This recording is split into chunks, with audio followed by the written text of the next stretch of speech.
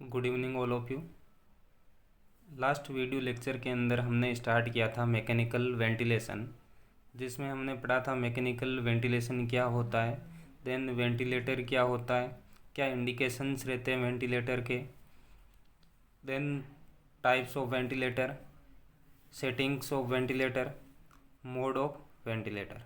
इन सब के बारे में हमने डिस्कस किया था लास्ट वीडियो में। अगर आपने नहीं देखा है तो इस वीडियो को देखने से पहले उस वीडियो को ज़रूर देख लें, ताकि आप आगे के पार्ट को अच्छे से अंडरस्टैंड कर पाओ।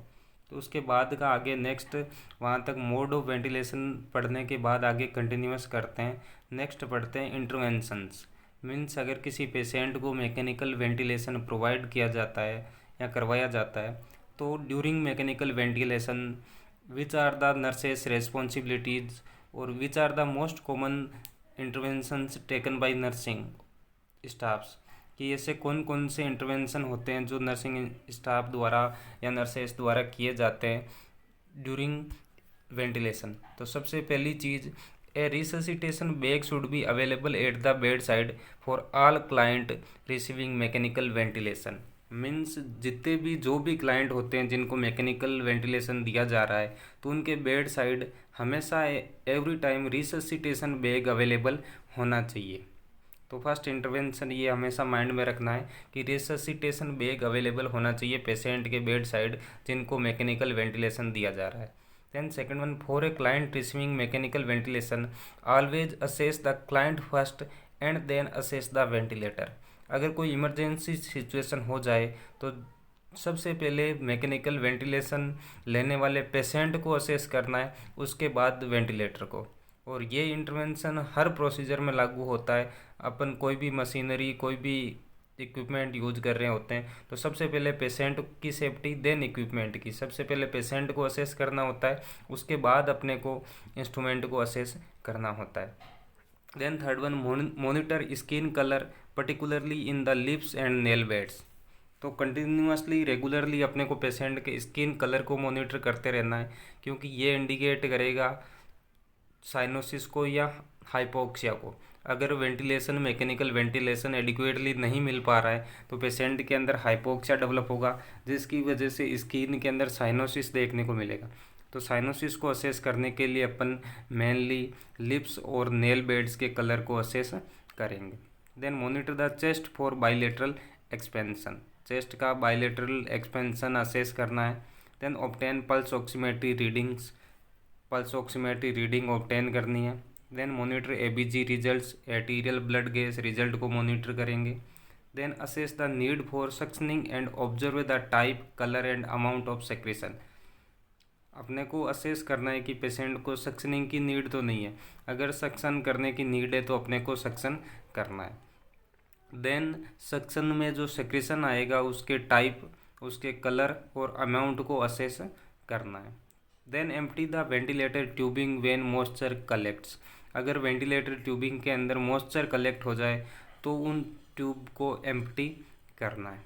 Then turn the client at least every 2 hours और get the client out of bed as prescribed. अगर फिजिशियन ने प्रिस्क्राइब किया है तो उसको 2 घंटे से पोजीशन चेंज करनी है या पेशेंट को एक बार बेड से बाहर लेना है, ताकि उसकी जो मसल्स है उसके अंदर इमोबिलिटी डेवलप ना हो, या इमोबिलिटी की वजह से दूसरे कॉम्प्लिकेशन जैसे प्रेशर अल्सर या मसल्स स्ट्रेंथ कम होना, वो प्रिवेंट करने के लिए 2 घंटे से उसकी पोजीशन चेंज करनी है या गेटिंग आउट फ्रॉम बेड, उसको बेड से बाहर लेना है। तो ये कुछ कॉमन इंटरवेंशंस थे जिनको अपने को हमेशा माइंड में रखने की ज़रूरत होती है। देन बात करते हैं वेंटिलेटर अलार्म्स। वेंटिलेटर के अंदर कुछ अलार्म्स होते हैं, तो उनके बारे में भी अपने को पता होना चाहिए कि कितने टाइप के अलार्म होते हैं और किस चीज़ को इंडिकेट करते हैं। तो the ventilator is equipped with safety alarms. Ventilator के अंदर सेफ्टी अलार्म होते हैं। An alarm will sound if the ventilator exceed और ड्रॉप बिलो सर्टेन लिमिट्स। जब वेंटिलेटर के अंदर जो अपन ने लिमिट सेट कर रखी है उससे ज़्यादा हो जाएगी या उससे लिमिट से कम वेंटिलेटर फंक्शन करेगा, तो उस टाइम में अलार्म अपने को इंडिकेट करेंगे। तो इन अलार्म्स को दो टाइप के अपन कहते हैं, high pressure alarm and low pressure alarm. High pressure alarm and low pressure alarm. सबसे पहले बात करते हैं हाई प्रेशर अलार्म की। Cause of high pressure alarm, ऐसी कौन कौन सी सिचुएशन होती है या कौन से कारण होते हैं जिनकी वजह से वेंटिलेटर में हाई प्रेशर अलार्म बजता है। तो सबसे पहला first, increased secretion are in the airway. अगर पेशेंट के एयरवे के अंदर सेक्रेशन बढ़ जाए तो उस time high pressure alarm indicate करता है। देन विजिंग और ब्रोंकोस्पाज्म, अगर विजिंग हो पेशेंट के अंदर या ब्रोंकोस्पाज्म हो, is causing decreased airway size, जिसकी वजह से क्या होगा, पेशेंट के एयरवे की साइज डिक्रीज होगी विजिंग के कारण या ब्रोंकोस्पाज्म के कारण। तो उस सिचुएशन में भी हाई प्रेशर अलार्म इंडिकेट करेगा। Then endotracheal tube is displaced, अगर एंडोट्रेकियल ट्यूब डिस्प्लेस हो जाए उस कंडीशन में। Then the ventilatory tube is obstructed because of water और किंक इन ट्यूबिंग, अगर वेंटिलेटरी ट्यूब के अंदर कोई ऑब्स्ट्रक्शन आ जाए वाटर के कारण या किंक के कारण तो उस कंडीशन में। देन क्लाइंट कफ गैग्स और bytes on the oral endotracheal tube, अगर क्लाइंट्स को कफिंग होती है, गैग रिफ्लेक्स आती है या ओरल एंडोट्रेकियल जो ट्यूब डाल रखी है उसको बाइट कर लेता है, उस सिचुएशन में भी हाई प्रेशर अलार्म इंडिकेट करता है। तो इस तरह से ये कुछ कॉमन कोज थे जिनकी वजह से हाई प्रेशर अलार्म इंडिकेट करता है। देन सेकंड जो अलार्म का टाइप है वो होता है लो प्रेशर अलार्म। तो उसके कोज की बात करें, लो प्रेशर अलार्म का कोज होता है डिसकनेक्शन और लीक इन वेंटिलेटर और is the clients airway cut off, अगर वेंटिलेटर के अंदर कोई डिसकनेक्शन हो जाए या लीक आ जाए या पेशेंट का एयरवे ब्लॉक हो जाए तो उस कंडीशन में लो प्रेशर अलार्म इंडिकेट करता है। Then the client stop spontaneous breathing, कि क्लाइंट जो बीच बीच में स्पॉन्टेनियस ब्रीथिंग कर रहा था, अपनी खुद की जो उसकी ब्रीथिंग थी अगर वो बंद हो जाए तो उस कंडीशन में भी लो प्रेशर अलार्म इंडिकेट करता है। तो इस तरह से ये दो टाइप के अलार्म होते हैं वेंटिलेटर के अंदर, high pressure alarm and low pressure alarm. देन अपने को दो चीज़ों का और ध्यान रखना होता है।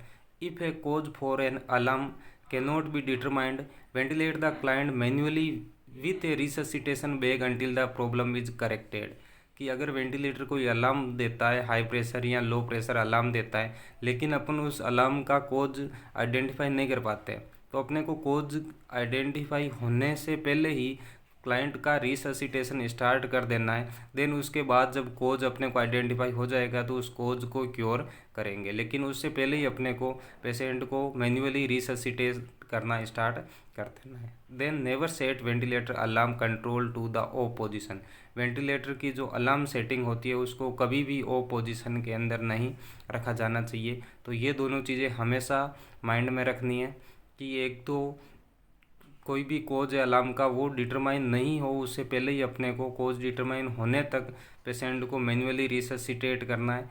देन अलार्म को कभी भी ओ पोजीशन के अंदर नहीं रखना है।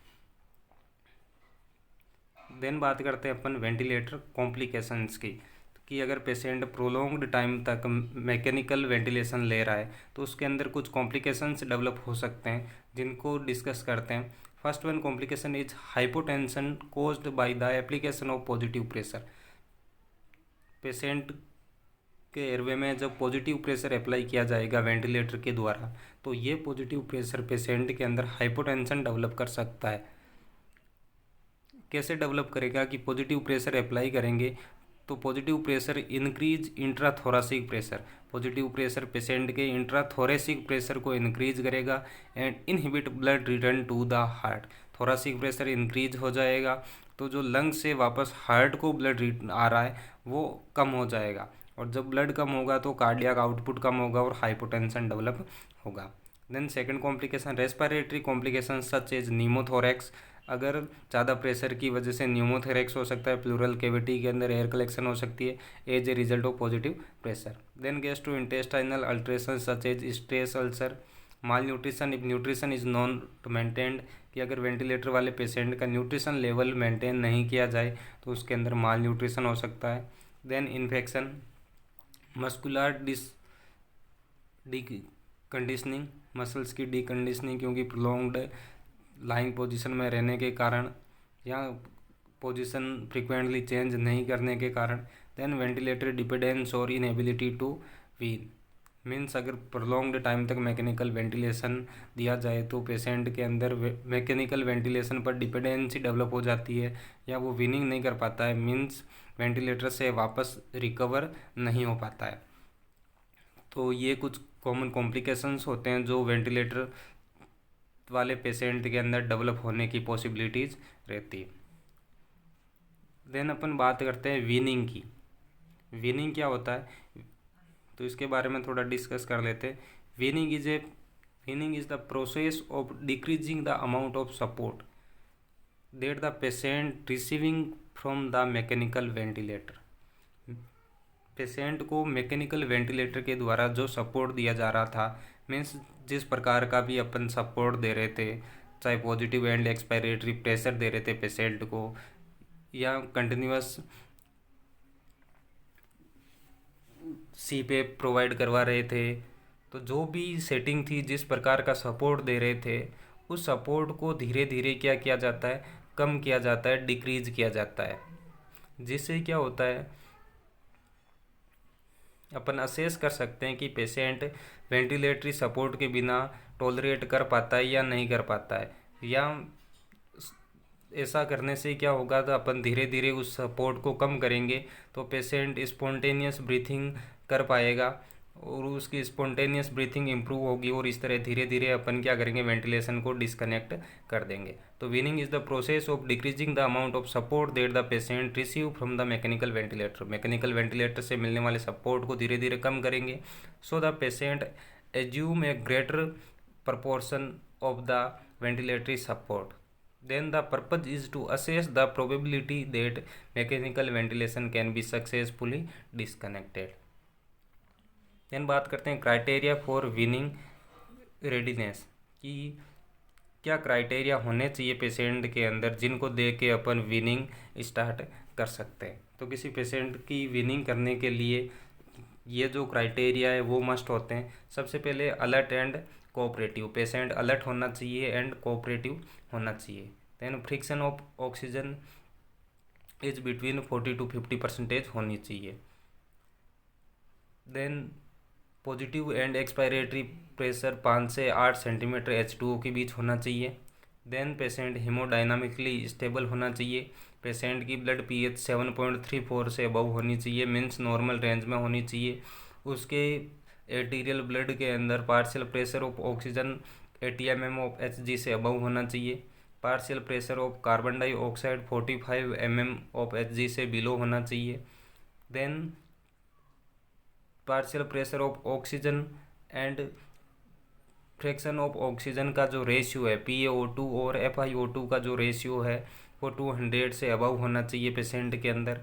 देन हीमोग्लोबिन लेवल 7 to 9 ग्राम पर डेसीलीटर के बीच में या इस रेंज से ज़्यादा होना चाहिए।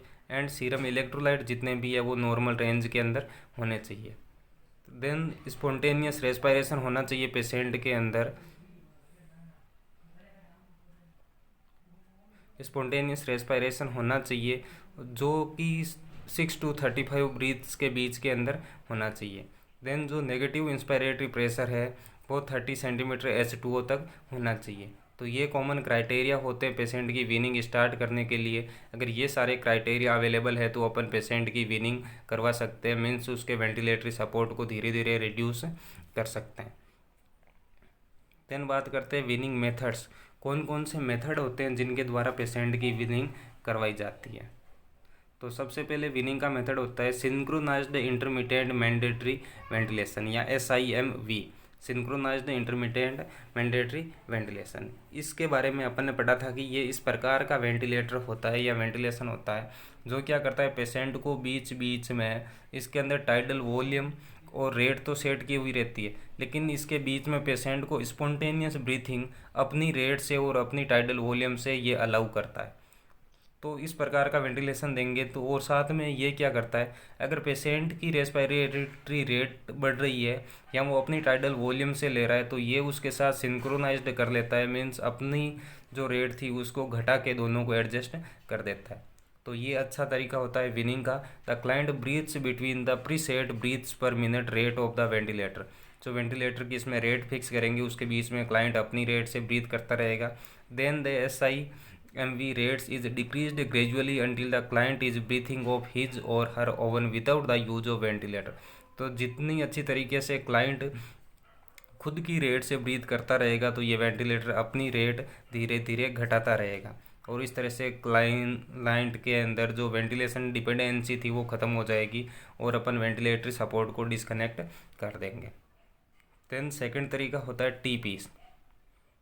विनिंग का second method T piece. The client is taking off the ventilator and the ventilator is replaced with a T piece और CPAP with delivers humidified oxygen.